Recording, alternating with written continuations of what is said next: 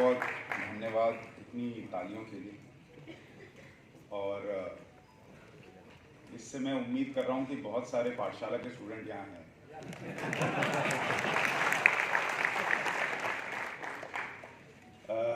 मंच पर जितने लोग मौजूद हैं और जो लोग यहाँ आए, सबका बहुत स्वागत और धन्यवाद कि आपने यहाँ बुलाया, मौका दिया। विनीत जी ने शुरू में एक बात कही कि जो पहला पोस्ट सोशल मीडिया पे डाल देता है उसको फ़ायदा रहता है, पर सर उसको एक नुकसान भी रहता है। कल को बवाल हो तो वही फंसता है। ये शुरू इसी ने किया था, तो मैं ठीक हूँ, तीसरे नंबर पर हूँ। पर मुझे ऐसा लगता है सोशल मीडिया पर चर्चा करना आज की तारीख में बहुत ज़रूरी है, और इसकी वजह मैं ये मानता हूँ, मैं गंभीर शब्द का इस्तेमाल कर रहा हूँ और वो बताऊंगा क्यों। मैं मानता हूँ कि वी आर एट वॉर। हम सब इस वक्त एक युद्ध क्षेत्र में, और मैं जब आगे बात करूंगा तो आपको बताऊंगा कि मैं ऐसा क्यों सोचता हूँ। लेकिन सोशल मीडिया की चर्चा करने के लिए आज हम कहाँ से कहाँ, किस बदलाव के दौर में खड़े हैं, आपको ये समझना होगा। तो मैं आपको एक उदाहरण देता हूँ। एक बार की बात है, शायद महाराष्ट्र में कहीं पर बाढ़ आई हुई थी, और वहाँ पर संघ के लोग, जैसा संघ का बेसिक स्वभाव है, मदद करने के लिए पहुंचे हुए थे। बहुत पहले की बात बता रहा हूँ।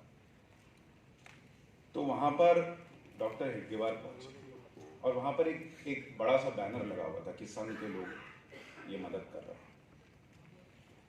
तो डॉक्टर साहब ने सबसे पहले कहा कि आप ये हटा दीजिए पोस्टर और मदद में लग जाइए।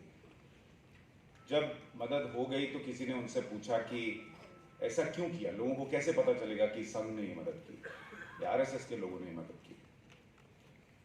तो डॉक्टर साहब ने कहा कि ये जरूरी नहीं है पता लगना कि किसने मदद की, जरूरी ये है कि लोगों के अंदर ये भाव ना आ जाए कि अगली बार कोई ऐसी घटना होगी तो संघ हमारी मदद के लिए आएगा और बाकी लोग बैठे रहेंगे।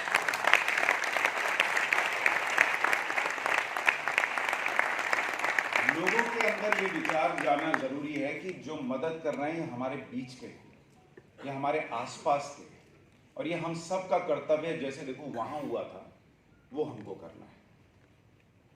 संघ प्रमुख नहीं है, राष्ट्र प्रमुख। आज की तारीख में आप वहां से देखिए, हम इस दौर में आ गए हैं कि मदद करते ही पहला पोस्ट सोशल मीडिया पर पड़ता है।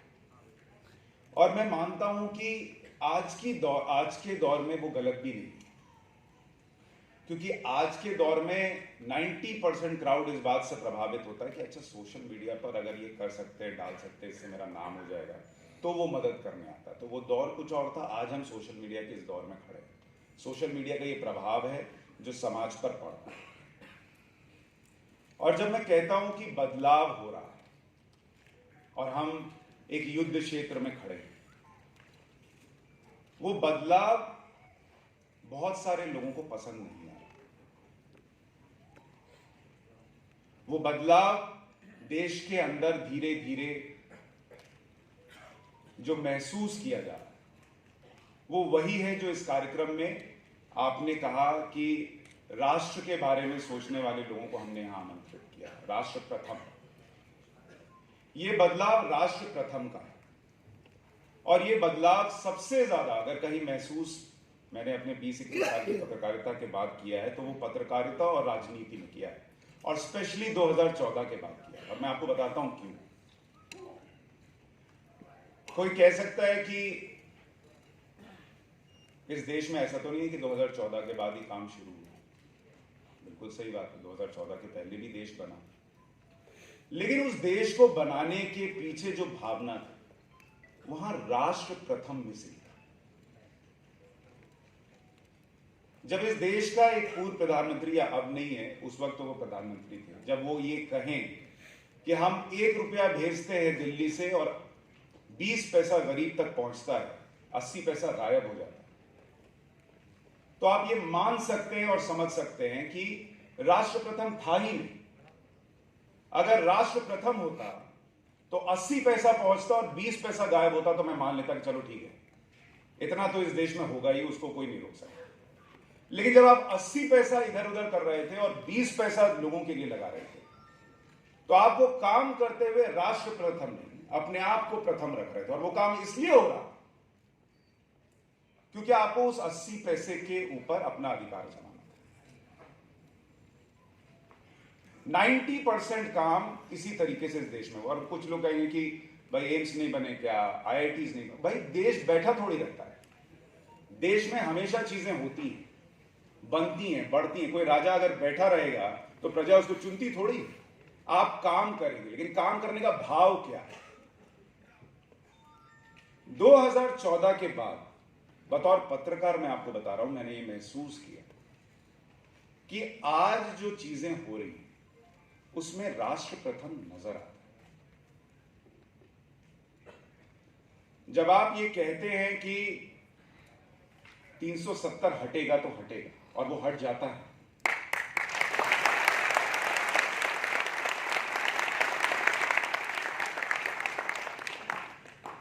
कुछ लोगों को लग सकता है कि राम मंदिर बनना तो हिंदुओं की बात है। राम मंदिर बनना सिर्फ हिंदुओं की बात नहीं है। राम मंदिर बनना इस देश के 80 करोड़ लोगों को यह एहसास दिलाना है कि आपके अंदर जो एक आग धधक रही है कि यार हमको तो सुना ही नहीं जाता, हमारी तो बात ही नहीं होती, हमारे आराध्य को सबूत देने पड़ते हैं इस देश के अंदर 80 करोड़ लोगों के, 80 करोड़ हिंदुओं के होने के बावजूद कि राम का अस्तित्व है। अगर उस भावना को आप शांत करते तो वो देश हित में है।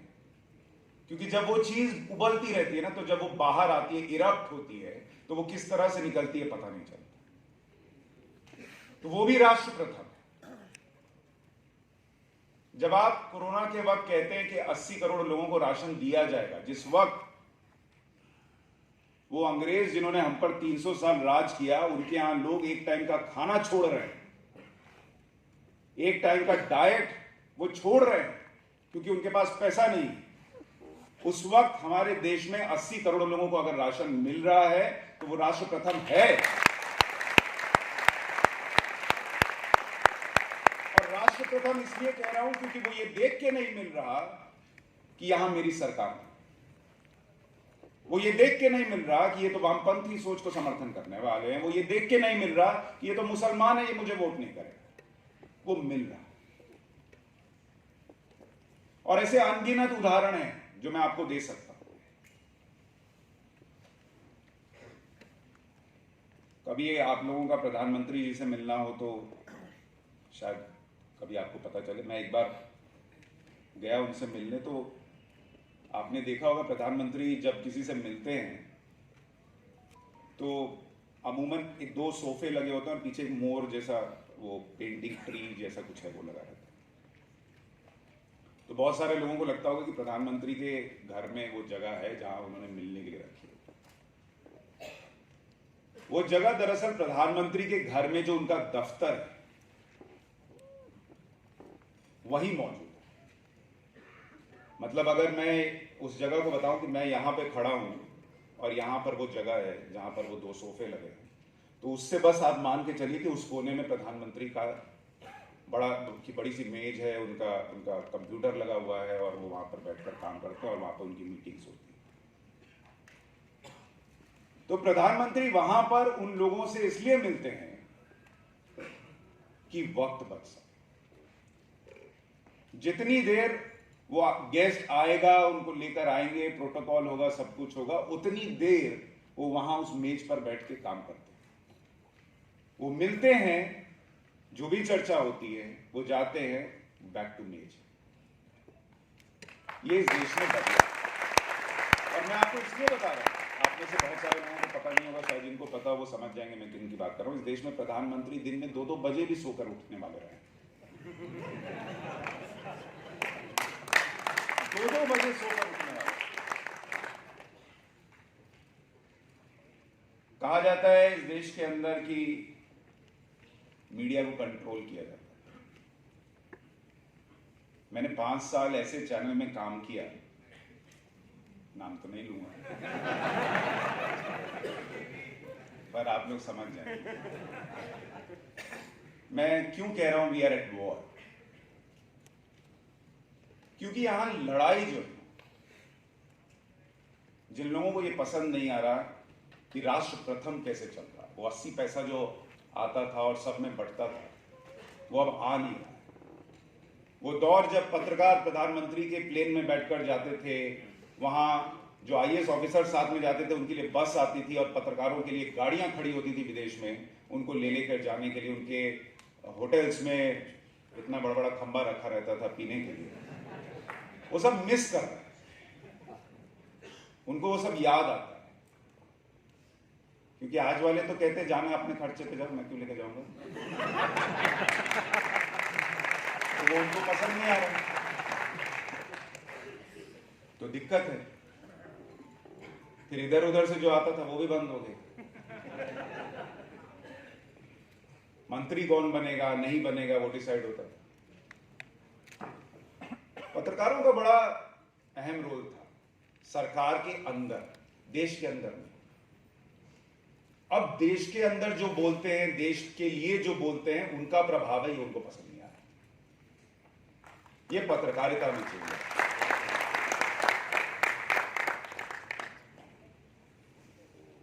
तो मैं उस संस्थान का बता रहा था, मैंने वहां महसूस किया कि अर्ली कैच कैसे कोई आता है और उसको आप कितनी जल्दी अपने पाले में खींच सकते हैं, अपनी विचारधारा के पाले में खींच सकते हैं, उसके लिए पूरा पूरा जोर लगाया जाता है।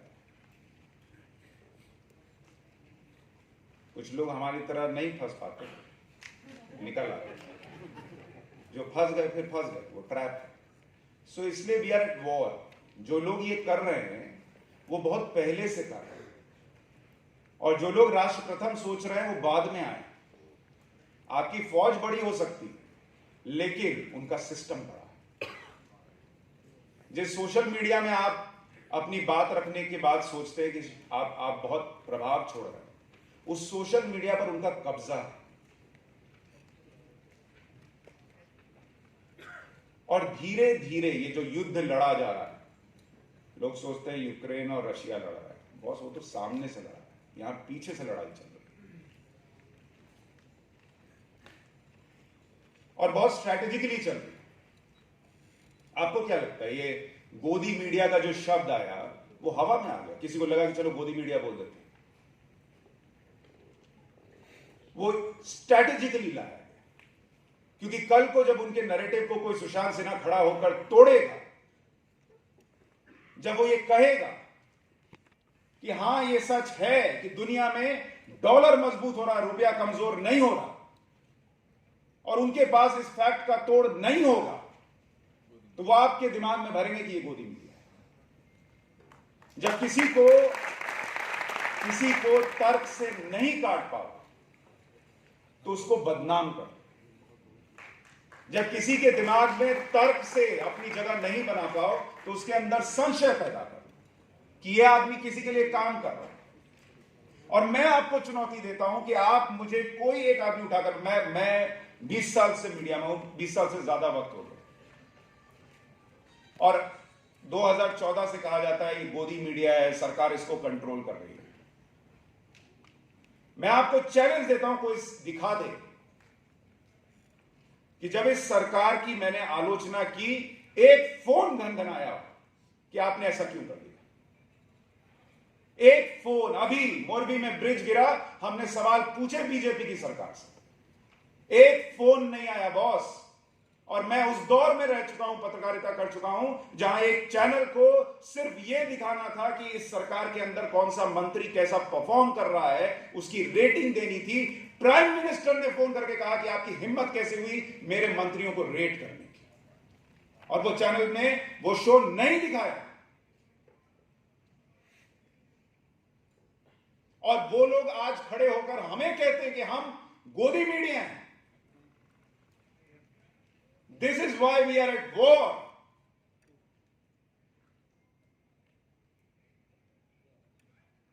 एक भाई साहब हैं, उन्होंने मीडिया को, आप मीडिया को उनकी आलोचना करते देखेंगे ही नहीं। ऐड पे ऐड, ऐड पे ऐड, ऐड पे ऐड चला जा रहा है।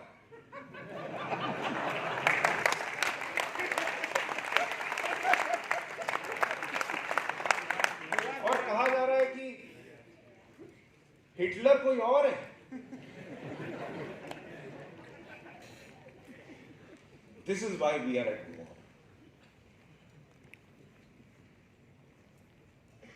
आप सोचिए, ब्रिटेन में 4 महीने के अंदर 3 प्रधानमंत्री बने। इजराइल में 5 चुनाव हो चुके हैं। यूरोप में कई देशों में मंदी आ रही है। रूस का क्या हाल है? चीन, यहां वामपंथियों को बहुत पसंद आता है, डूबा जा रहा है। लोग बैंक से पैसा निकाल रहे हैं, कंपनियां बंद हो रही हैं। वहां हमारी तरह बोलने के लिए लोग तो है नहीं, वहां का मीडिया स्वतंत्र तो है नहीं जो आपको दिखाएगा। कुछ चीजें जो हम लोग दिखा देते हैं वो चीज सामने आ जाती है, नहीं तो नहीं आएगी। उस दौर में कुछ लोगों को अपने हिसाब से सरकार चले सिर्फ ये चाहिए, और इसलिए वो सोशल मीडिया का इस्तेमाल करते हैं, न्यूज चैनल का इस्तेमाल करते हैं, प्रिंट मीडिया का इस्तेमाल करते हैं। अभी एक है मीडिया संस्था, उसने कुछ खबर छापी कि बीजेपी के नेता के कहने पे फेसबुक काम करता है वगैरह वगैरह। मिटा जब क्लियर हो गया कि नहीं ऐसा नहीं है वगैरह वगैरह, तो उठा के एक पत्रकार पे डाल दिया, इसी ने दिया। अरे इसने दिया तो तुम क्या कर रहे थे? तुमको एडिटर किसने बनाया? इसने दे दिया, तुमने छाप दिया। और जब छापा तो बाई लाइन अपनी ले ली। उस वक्त तो लगा कि कौन इतना पकड़ पाएगा। जब पकड़ा गया तो उस पर डाल दिया, और फिर आप कह रहे हैं कि उसका मानसिक संतुलन बिगड़ा हुआ। सबका मानसिक संतुलन बिगाड़ देते हैं। गोरखपुर में एक मंदिर में एक भाई ले गए, हंसिया लेके चला गया, उसका मानसिक संतुलन बिगड़ा। दूसरी जगह घटना हो गई, उसका मानसिक संतुलन बिगड़ा हुआ था। मुझे ये नहीं समझ आता, इनका मानसिक संतुलन बिगड़ा रहता है लेकिन इनको पता है हमला कहां करना है। वहां दिमाग का ताप जुड़ा रहता है, बाकी जगह के लिए मानसिक संतुलन गड़बड़ा है। तो इसलिए मैं कह रहा हूं कि ये चीजें बहुत स्ट्रैटेजिकली चल रही हैं। इनके पास इस देश में अगर लोगों के बीच जगह बनानी है तो 2 चीजों की बहुत स्पेसिफिक कमी है, एक ईमानदारी की और एक मेहनत की। आप जब राफेल को लेकर सवाल उठाते हैं, सुप्रीम कोर्ट देख के कह दिया कि नहीं है भाई ऐसा, तो जबरदस्ती क्यों कर रहे हैं? पब्लिक को दिखने लगा।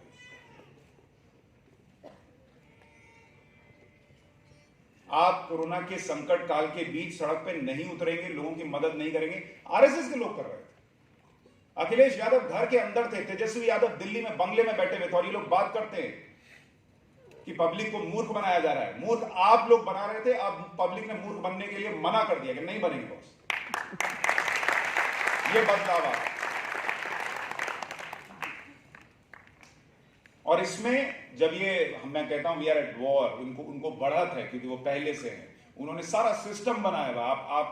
आप यूनिवर्सिटीज में चले जाइए, आप दफ्तरों में चले जाइए, आप सरकारी संस्थानों में चले जाइए, उन्होंने अपने लोग बैठा रखे हैं। आप 10 लोग देखेंगे, उसमें से 8 अंदर से वही है, और 2 आपके साथ आपको देख के पलट जाएंगे और ऐसा दिखाएंगे कि वो तो वही थे, उनकी चक्कर में फंसे हुए थे ताकि उनका काम चलता है। आप कितनों को हटाएंगे? और इसमें अब इन्होंने क्या किया है कि फर्जी फैक्ट चेकर्स भी गुजार दिए, कि फैक्ट चेक के नाम पर जो है वो ऐसा लगे कि भाई ये मामला गड़बड़ा है। और कुछ नहीं मिलेगा। जैसे अभी मैंने दिवाली में मान लीजिए कह दिया, सोशल मीडिया पे डाल दिया कि भाई आप लोग सिर्फ दिवाली को टारगेट करते हो। उसके बाद दिल्ली में अभी कौन सी दिवाली चल रही है? गैस चैम्बर बना हुआ है। मैं उन लोगों में से था जो पटाखे नहीं फोड़ता, अब भर भर के फोड़ रहा हूं।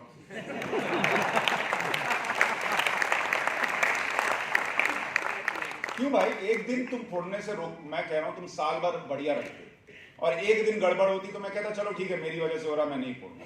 तुम मुझे 3 महीने गैस चैम्बर में डालोगे और एक दिन दिवाली के लिए कहोगे कि भाई ये इसी से सब हो रहा है।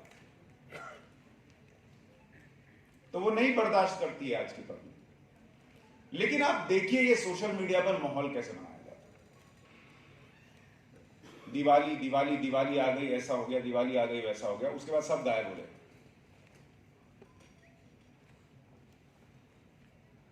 ये बहुत व्यवस्थित तौर पे चल रहा है और इसकी लड़ाई लंबी चलेगी। ये एक दिन की लड़ाई नहीं है, इसमें थोड़ा सा मजबूत कलेजा भी चाहिए होगा। क्योंकि जैसे लोगों को दिखता है कि मान लीजिए मेरे 12-13 लाख फॉलोअर है ट्विटर पे, पर वो गालियां भी 12-13 लाख के हिसाब से आती हैं। सिर्फ तारीफ नहीं आती है, फिर वो आपके बच्चे, परिवार, सबको टारगेट करते हैं। फिर आपको बुद्ध बनना पड़ता है, तुम दे रहे हो हम ले नहीं रहे, रखो।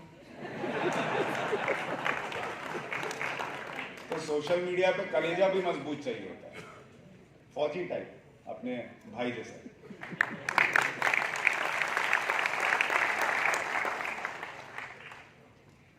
और दूसरा जो मैं कह रहा था कि मेहनत, एक मैंने ईमानदारी की बात की थी, दूसरा मैंने मेहनत की बात की थी कि चूंकि ये लोग मेहनत नहीं कर पाते, सारी मेहनत ये लोग सोशल मीडिया पे डाल देते हैं कि वहां हम ट्रेंड कर जाएं, वहां चीजें हो जाएं।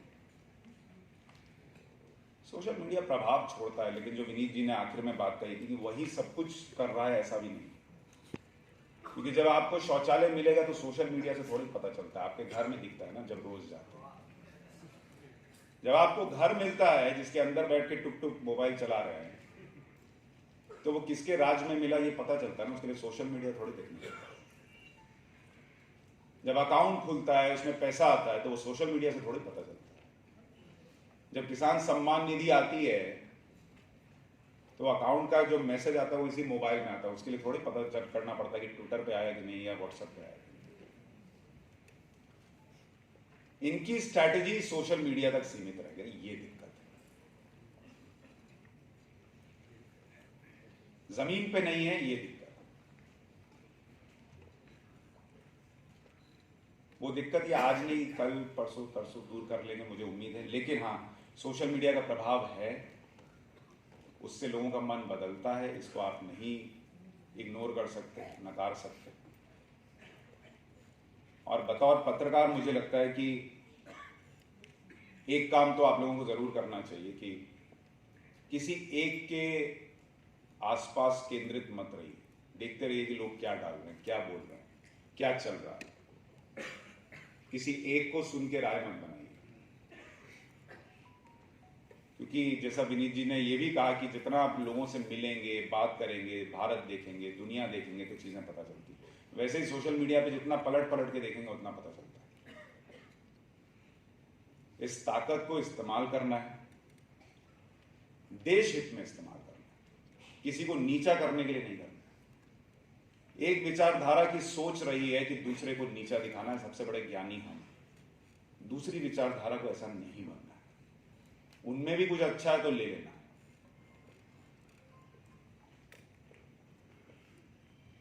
क्योंकि अच्छा सिर्फ एक तरफ हो ये तो हो ही नहीं सकता। बाकी वक्त मैंने बहुत ले लिया। आखिर में जाते जाते कहूंगा कि सोशल मीडिया पे आप लोग जो भी पोस्ट करें, रात में पाठशाला जरूर देखिए।